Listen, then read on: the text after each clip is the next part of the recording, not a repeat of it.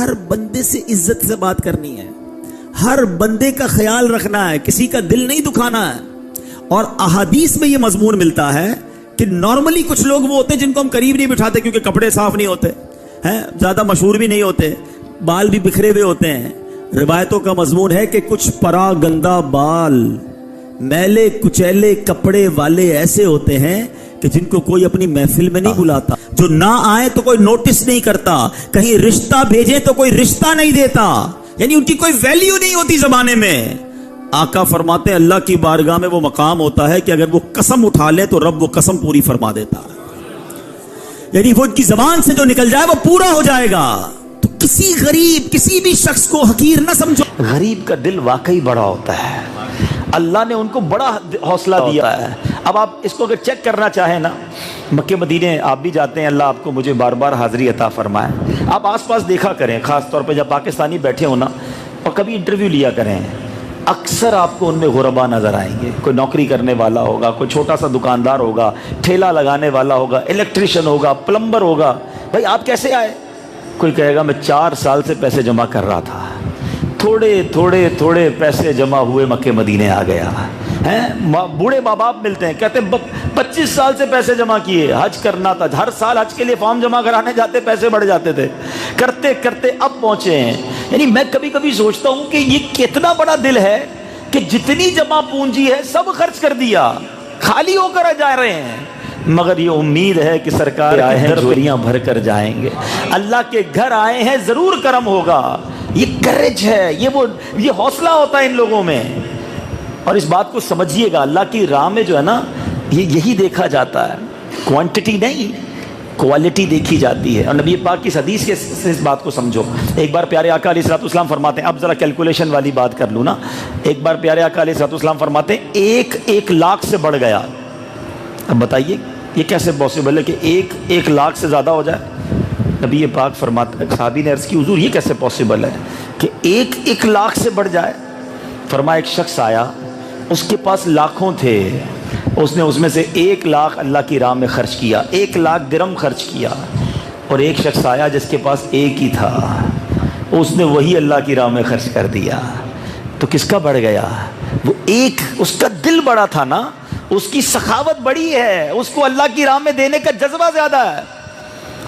اب وہ شخص گیا، آقا نے کہا کدھر رہ گئے تھے؟ کہا میں جا رہا تھا، اللہ کے ولی حضرت منصور بن عمار موجود تھے، 4 درہم کا انہوں نے اعلان کیا، کہا 4 دعائیں دوں گا، میں نے پیسے سارے دے دیے۔ کہا اچھا کیا دعائیں کروائیں؟ کہا پہلی دعا تو میں نے یہ کروائی کہ حضور دعا کر دیں غلامی سے آزاد ہو جاؤں۔ آقا کہتا ہے جا میں نے تجھے غلامی سے آزاد کیا۔ دوسری کیا دعا کروائی؟ کہ میں نے دوسری دعا یہ کروائی 4 درہم کے بدلہ اچھا مل جائے۔ کہ ٹھیک ہے میں تجھے 4 کے بدلے 4000 درہم دیتا ہوں۔ کہا اچھا تیسری دعا کیا کروائی؟ کہ میں نے تیسری دعا یہ کروائی اللہ مجھے بھی توبہ کی توفیق دے، آپ کو بھی توبہ کی توفیق دے۔ وہ آقا بھی آقا تھا، کہتا ہے استغفر اللہ ربی من کل ذنب، گواہ ہو جاؤ میں نے اپنے گناہوں سے توبہ کر لی۔ اب کمال کا جملہ کہا اس آقا نے، کہتا ہے 3 کام میرے ہاتھ میں تھے۔ چوتھی دعا کیا کروائی؟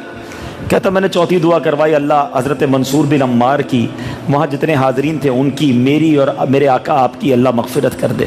آقا کہتا 3 کام میرے ہاتھ میں تھے وہ میں نے کر دیے ہیں، چوتھا رب کے کرم سے امید ہے پورا ہو جائے گا۔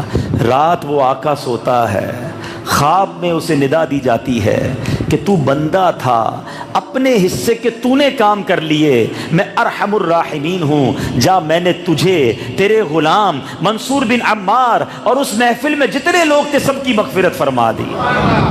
اب یہ واقعہ جیسے میں نے شروع میں کہا دعا کیسے کروانی ہے۔ دوسری بات اللہ کی راہ میں خرچ کرنا یہ نصیب والوں کا حصہ ہے۔ ہر چیز کیلکولیٹڈ نہیں چلتی ہے کہ یار اتنے دے دوں گا تو کم ہو جائیں گے، میرے تو پیسے شارٹ ہو جائیں گے نا۔ نہیں، یہ شارٹ نہیں ہوں گے، حساب بھلے کہے گا، کیلکولیشن بتائے گی کہ پیسے چلے گئے ہیں، مگر میں اس کی مانوں گا جس کا کلمہ پڑا ہے۔ نبی پاک صلی اللہ تعالی علیہ وسلم فرماتے ہیں، آقا فرماتے ہیں قسم اٹھا کر، دیکھیں نبی پاک تو جو فرمائے وہ حق ہے نا، مگر اس حدیث میں نبی پاک نے قسم کھا کر فرمایا۔ مضمون یہ ہے کہ میں قسم کھا کر، اللہ کی قسم کھا کر کہتا ہوں، صدقہ دینے سے مال کم نہیں ہوتا۔ تو یہ طے ہے، یہ ڈیسائیڈڈ ہے کہ جب بھی کوئی اللہ کی راہ میں خرچ کرتا ہے وہ واپس آتا ہے، ملٹی پلائی ہو کر آتا ہے۔ ایک بہت خوبصورت قرآن پاک کی آیت ہے، اللہ تبارک و تعالیٰ قرآن میں فرماتا ہے وَأَقِيمُوا الصَّلَاةَ وَآتُوا الزَّكَاةَ وَأَقْرِضُوا اللَّهَ قَرْضًا حَسَنًا۔